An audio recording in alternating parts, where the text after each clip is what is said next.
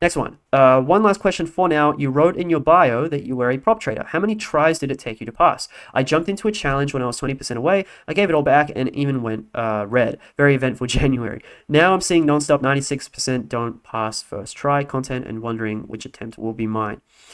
Okay. Okay, so let me explain this one. So when I say prop, there's two types of prop that we can be talking about.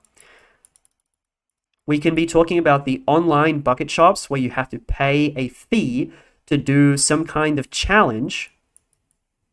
And if you pass the challenge, you get funded, right? Then we have real prop, where you have to submit a resume. You may have to submit a track record as well. You have to do interviews, and then you get hired as a contractor or slash employee to work at this firm, and you have to show up in person to this firm. And like you're an official member of the team, right? So there are these two types of business models. The first business model with these online shops, most of their profit does not come from the traders performing well.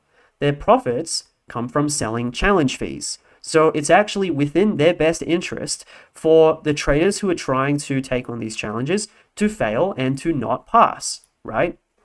That is the goal. How many of these challenges can we sell before we finally have to fund someone, right? That's basically the model. And that is also the reason why the profit split, when someone does finally pass the challenge, is somewhere between, it's something like 90-10 or 80-20, right? Something like that. And this 10 and 20 is used to offset or to hedge against the traders who pass and then fail. Because I believe, I don't know exactly how these firms work, but when you do get funded, they are basically like hedging your positions on the market. So they're like, most of their profits do not come from you performing well, basically. And they're trying to keep like they're trying to be hedged with their exposures as you are trading like with their size, right? Because when they give you that 100K and you start trading it, they want to make sure that you don't completely blow up. So a lot of the time, either they're going to be hedging it, or they're going to be taking some kind of split from the upper end of the profitable traders to help cover for the losses of those guys. But yeah, the main point is that these online shops, their profit comes from selling challenges. Their profit does not come from their traders performing well with the funds that they are given, right? This is just really important to understand. With the real prop firms, this is where it is within the firm's best interest for their traders to perform well. And the split is a lot more brutal, and rightfully so, because they actually want, like, the firm actually wants a piece of the pie, right?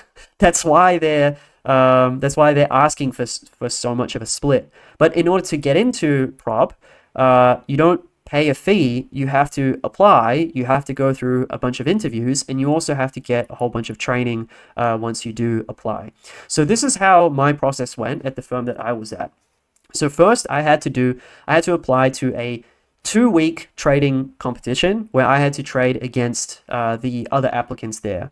And then from that group, whoever did okay or decent during that 2-week period, they were then selected for the interview process.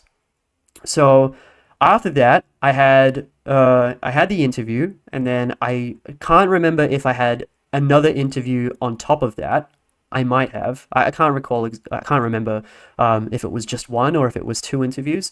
But then after that, I got accepted, and then from there, I had a 1-month training that I had to do with my cohort with, I think it was 12 other junior traders for that cohort. And then from there, it was like, okay, now the work begins, right? So that's where I was at. I actually have no experience with the online shops. I think a lot of the online shops are very predatory because, again, I'm going to emphasize this point again. They make their money from selling challenge fees. It is within their best interest that you do not pass. It is within their best interest that they do not give you funding. And if they do give you funding, they're not going to like try their hardest so that you keep winning, right? Like they don't care, right?